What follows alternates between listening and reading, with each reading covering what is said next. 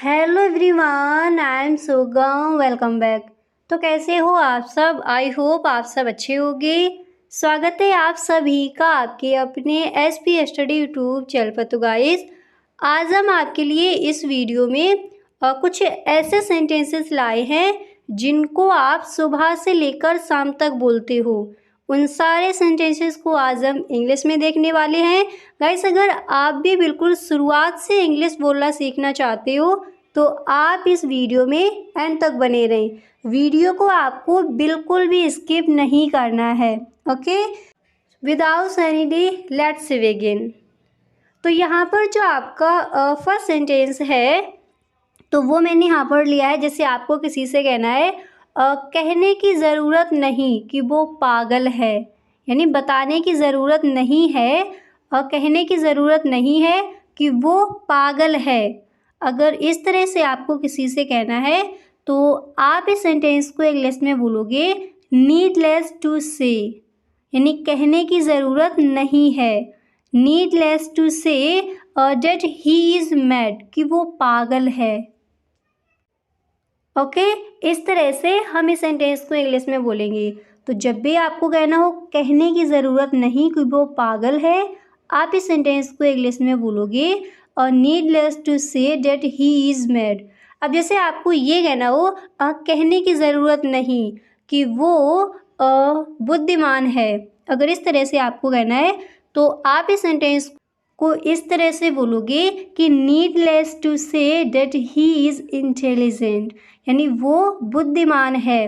कहने की ज़रूरत नहीं कि वो बुद्धिमान है। हम इस सेंटेंस को इंग्लिश में कहेंगे नीडलेस टू से डेट ही इज़ इंटेलिजेंट। अगर आपको पागल यहाँ पर बोलना है तो आप इंग्लिश में बोलोगे नीडलेस टू से डेट ही इज़ मैड। कहने की आवश्यकता नहीं कि वो पागल है। क्लियर? अच्छे से याद हो गया? तो इस तरह से हम इस सेंटेंस को इंग्लिश में बोलेंगे। अब इसके बाद जो आपका नेक्स्ट है तो वो मैंने यहाँ पर लिया है। जैसे आपको कहना हो कि कहने की ज़रूरत नहीं कि वो पागल है ना, तो आप कहोगे नीडलेस टू से डेट ही इज़ मैड। अगर आपको ये कहना हो अब पूछने की ज़रूरत नहीं, वो पहले से ही जानता है, इस तरह के सेंटेंसेस रोज़ाना हम बोलते हैं। तो जब भी कहना हो पूछने की ज़रूरत नहीं, वो पहले से ही जानता है, तब आप इस सेंटेंस को इंग्लिश में बोलोगे needless to ask he already knows. Needless to ask he already knows, पूछने की ज़रूरत नहीं, वो पहले से ही जानता है। क्या बोला जाएगा इंग्लिश में? हम इस सेंटेंस को इंग्लिश में कहेंगे नीडलेस टू आस्क, यानी पूछने की आवश्यकता नहीं है। फिर आपको ये कहना हो वो पहले से ही जानता है। हम इस सेंटेंस को इंग्लिश में बोलेंगे ही ऑलरेडी नोस। ओके, इस तरह से। तो जब भी आपको कहना हो कहने की ज़रूरत नहीं वो पागल है, कि वो पागल है, तब हम इसको इंग्लिश में बोलेंगे नीडलेस टू से डेट ही इज़ मैड। पूछने की ज़रूरत नहीं, वो पहले से ही जानता है, तब हम इस सेंटेंस को इंग्लिश में बोलेंगे needless to ask he already knows. Clear? इस तरह से हम इन सेंटेंसेस को इंग्लिश में बोलेंगे। अच्छे से याद हो गए? अगला सेंटेंस देखते हैं। हर सेंटेंस को आप मेरे साथ बोलते चलिए। ओके, अब यहाँ पर जो आपका नेक्स्ट है तो वो मैंने यहाँ पर लिया है। जैसे आपको ये कहना हो ये फ़ायदे का सौदा नहीं है, ये फ़ायदे का सौदा नहीं है, तो हम इस सेंटेंस को इंग्लिश में कहेंगे it's not worth while. It's not worth while, ये फ़ायदे का सौदा नहीं है। क्या बोला जाएगा इंग्लिश में? हम इस सेंटेंस को इंग्लिश में बोलेंगे it's not worth while. Clear? इस तरह से। अब जैसे आपको ये कहना है ये फ़ायदे का सौदा नहीं है, तब हम इसको इंग्लिश में कहेंगे इट्स नॉट वर्थ वाइल। अगर आपको ये कहना हो क्या वहाँ जाना फ़ायदेमंद है, क्या वहाँ जाना फ़ायदेमंद है, अगर इस तरह से आपको कहना है तब आप इस सेंटेंस को इंग्लिश में बोलोगे is it worthwhile going there. Is it worthwhile going there, क्या वहाँ जाना फ़ायदेमंद है, वर्थ वाइल है। क्या बोला जाएगा इंग्लिश में? हम इस सेंटेंस को इंग्लिश में कहेंगे is it worthwhile going there. ये फ़ायदे का सौदा नहीं है, तब हम इस सेंटेंस को इंग्लिश में कहेंगे इट्स नॉट वर्थ वाइल। अब इसके बाद अगला सेंटेंस है आपका, जैसे आपको ये कहना हो राम बहुत देर बाद आया। राम बहुत देर बाद आया। हम इस सेंटेंस को इंग्लिश में कहेंगे Ram came after a long.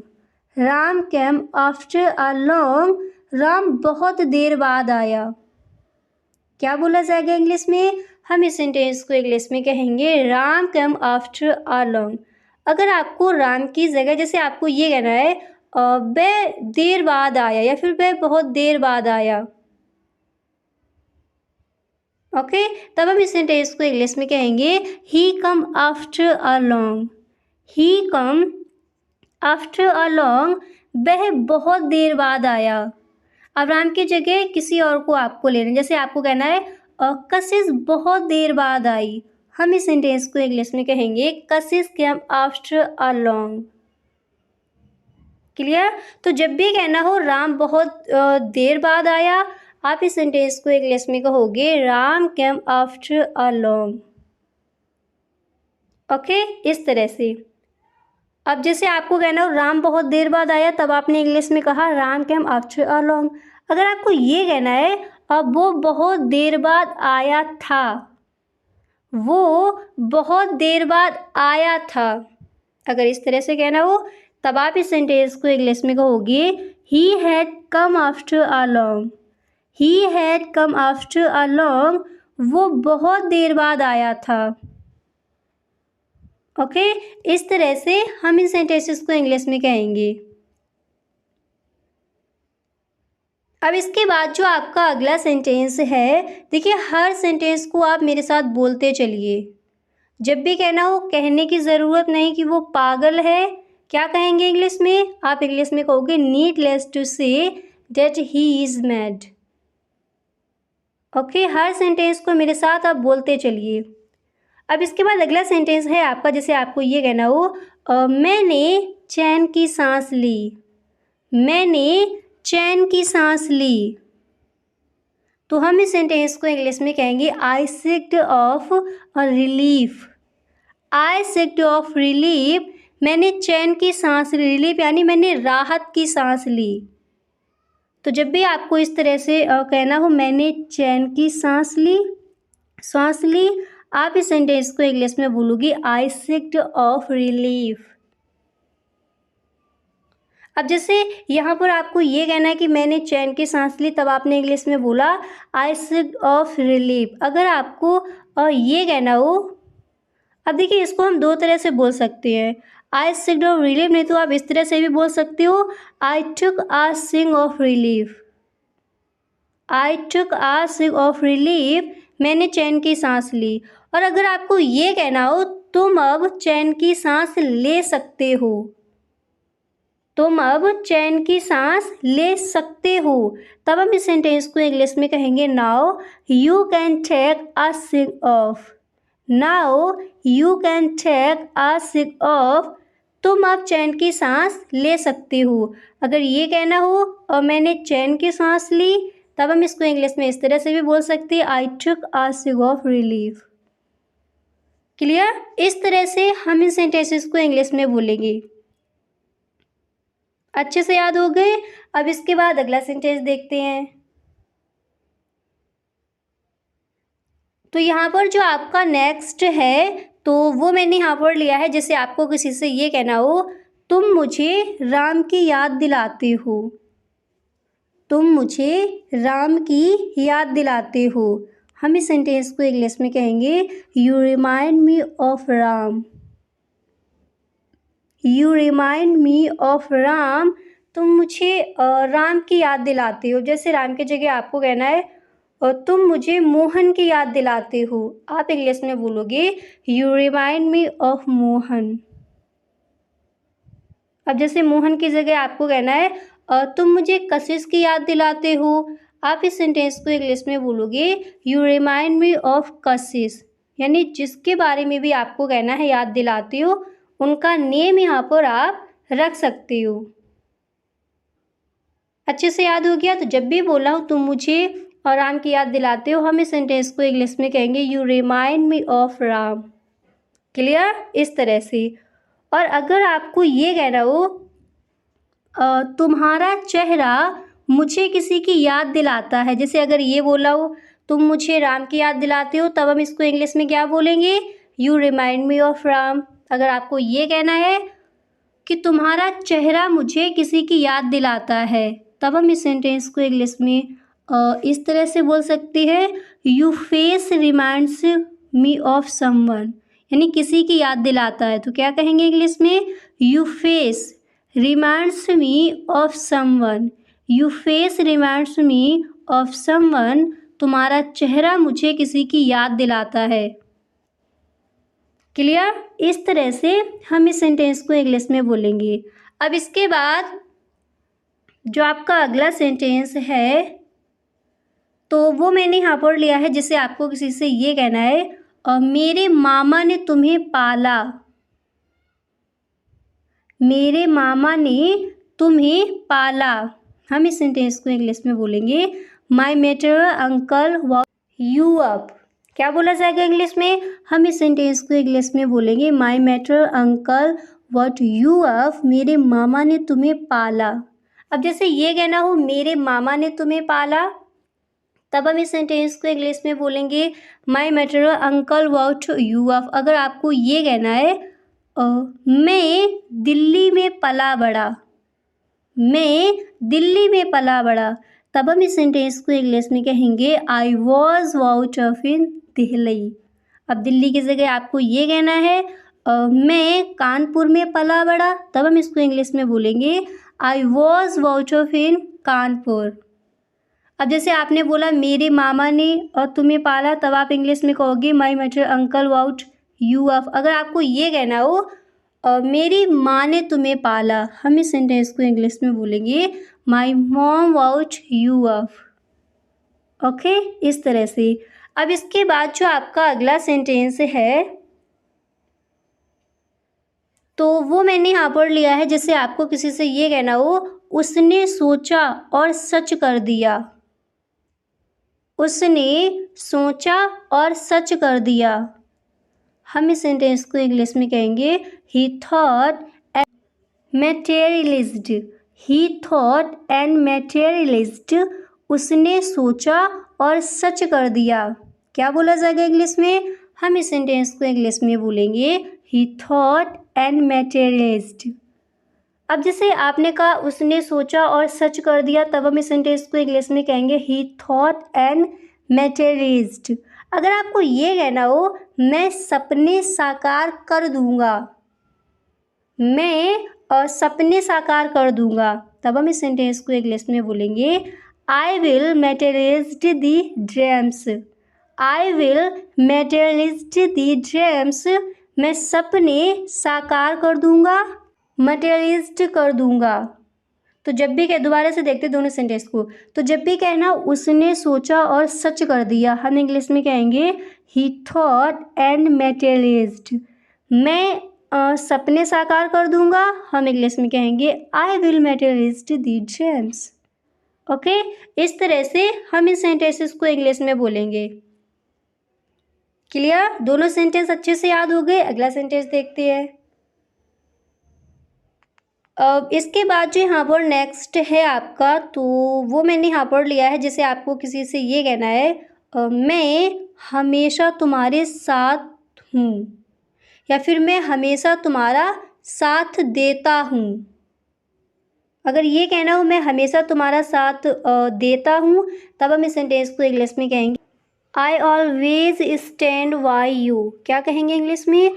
हम इस सेंटेंस को इंग्लिश में बोलेंगे I always stand by you. मैं हमेशा तुम्हारा साथ देता हूँ। इस तरह के सेंटेंसेस अक्सर अपने फ्रेंड्स के साथ बोलते हैं। तो जब भी आपको कहना हो मैं हमेशा तुम्हारा साथ देता हूँ, हम इस सेंटेंस को इंग्लिश में बोलेंगे I always stand by you. I always stand by you. मैं हमेशा तुम्हारा साथ देता हूँ। ओके, इस तरह से हम इस सेंटेंस को इंग्लिश में बोलेंगे। अब इसके बाद जो आपका अगला सेंटेंस है तो वो मैंने यहाँ पर लिया है, जैसे आपको किसी से ये कहना है वो हकला रहा था, वो हकला रहा था, तो हम इस सेंटेंस को इंग्लिश में बोलेंगे he was stammering, he was stammering, वो हकला रहा था। अब जैसे अगर आपको ये कहना है कि वो हकला रहा था, तब आपने इंग्लिश में बोला ही वॉज स्टैमरिंग। अगर आपको ये कहना है राहुल हकलाता है, राहुल हकलाता है, तब हम इस सेंटेंस को इंग्लिश में बोलेंगे राहुल स्टेमर्स, राहुल स्टेमर्स, राहुल हकलाता है। ओके, इस तरह से हम इन सेंटेंसेस को इंग्लिश में बोलेंगे। तो यहाँ तक सारे सेंटेंसेस याद हो गए। अब इसके बाद नेक्स्ट देखते हैं। तो अगला सेंटेंस है आपका, जैसे आपको किसी से ये कहना है क्या आप मेरी बात सुन रहे हो। जब भी हम फ्रेंड्स के साथ बैठते हैं और आपको एकदम से ये कहना हो क्या आप मेरी बात सुन रहे हो, तो क्या कहोगे इंग्लिश में? आप इस सेंटेंस को इंग्लिश में बोलोगे are you listening to me, are you listening to me, क्या आप मेरी बात सुन रहे हो, या फिर क्या आप मुझे सुन रहे हो। क्या कहेंगे इंग्लिश में? हम इस सेंटेंस को इंग्लिश में बोलेंगे are you listening to me, are you listening to me, क्या आप मेरी बात सुन रहे हो। क्लियर? इस तरह से हम इन सेंटेंसेस को इंग्लिश में बोलेंगे। अब इसके बाद जो आपका अगला सेंटेंस है तो वो यहाँ पर दिया गया है, जैसे आपको किसी से ये कहना हो मैं क्या क्या खा सकता हूँ, मैं क्या क्या खा सकता हूँ। इस तरह से अगर आपको कहना है तब आप इस सेंटेंस को इंग्लिश में बोलोगे what all can I eat, what all can I eat, मैं क्या क्या खा सकता हूँ। क्या कहेंगे इंग्लिश में? हम इस सेंटेंस को इंग्लिश में बोलेंगे what all can I eat, मैं क्या क्या खा सकता हूँ। और जब भी कहना हो क्या आप मेरी बात सुन रहे हैं, हम इस सेंटेंस को इंग्लिश में बोलेंगे are you listening to me, मैं क्या क्या खा सकता हूँ। आप मेरे साथ बोलिए, हम इस सेंटेंस को इंग्लिश में बोलेंगे what all can I eat, what all can I eat. अब इसी तरह अगला सेंटेंस है आपका, और जैसे आपको ये कहना हो आजकल काम बहुत है, आजकल काम बहुत है, हम इस सेंटेंस को इंग्लिश में कहेंगे there is huge work a fresher these days, there is huge work a fresher these days, आजकल काम बहुत है, यानी इन दिनों काम बहुत है। क्या बोला जाएगा इंग्लिश में? हम इस सेंटेंस को इंग्लिश में कहेंगे there is huge work fresher these days, there is huge work fresher these days, आजकल काम बहुत है, मैं क्या क्या खा सकता हूँ। What all can I eat, क्या आप मेरी बात सुन रहे हो, are you listening to me. Clear? इस तरह से हम इन सेंटेंसेस को इंग्लिश में बोलेंगे। अब इसके बाद अगला सेंटेंस है आपका, जैसे आपको ये कहना है लड़के चाय पी रहे थे, चाय पी रहे थे, अगर ये कहना है तो तब आप इस सेंटेंस को इंग्लिश में कहोगे the boys were taking T, यानी लड़के चाय ले रहे थे या फिर पी रहे थे। क्या बोला जाएगा इंग्लिश में? हम इस सेंटेंस को इंग्लिश में कहेंगे और the boys were taking T, the boys were taking T, और लड़के चाय पी रहे थे। अब जैसे यहाँ पर लड़के दिया गया, आपको कहना है लड़कियाँ चाय पी रही थीं, तब हम इस सेंटेंस को इंग्लिश में बोलेंगे the girls were taking T. Clear? इस तरह से हम इन सेंटेंसेस को इंग्लिश में बोलेंगे। यहाँ तक याद हो गए। अब इसके बाद अगला सेंटेंस देखते हैं। तो जैसे आपको कहना हो लड़के चाय पी रहे थे, तब आप इंग्लिश में कहोगे the boys were taking T. अगर आपको ये कहना हो मैं तुम्हारा इंतज़ार कर रही थी, मैं तुम्हारा इंतज़ार कर रही थी। तब हम इस सेंटेंस को इंग्लिश में बोलेंगे I was waiting for you, यानी मैं तुम्हारे के लिए इंतज़ार कर रही थी, या फिर इस तरह से कहना मैं तुम्हारा इंतज़ार कर रही थी। हम इस सेंटेंस को इंग्लिश में बोलेंगे I was waiting for you. I was waiting for you, मैं तुम्हारा इंतज़ार कर रही थी। ओके। अब जैसे यहाँ पर आपको ये कहना हो कशिश तुम्हारा इंतज़ार कर रही थी, तो हम इस सेंटेंस को इंग्लिश में कहेंगे कशिश was waiting for you. Kashish was waiting for you, और कशिश तुम्हारा इंतज़ार कर रही थी। लड़के चाय पी रहे थे, the boys were taking tea. आजकल काम बहुत है, there is huge work a fresher these days. Okay, इस तरह से हम इन सेंटेंसेस को इंग्लिश में बोलेंगे। तो आई होप गाइस काफ़ी सारे सेंटेंसेस यहाँ पर आपको याद भी हो गए होंगे। अब यहाँ पर कुछ सेंटेंसेस के दोबारा से प्रैक्टिस कर लेते हैं, और जितने भी सेंटेंसेस यहाँ पर आपको बताए गए हैं, आज से गाइस हर सेंटेंस को आपको इंग्लिश में ही बोलना है, ठीक है। तो कुछ सेंटेंसेस की दोबारा से प्रैक्टिस करते, फिर आपको बताना है इनको हम इंग्लिश में क्या बोलेंगे। ओके।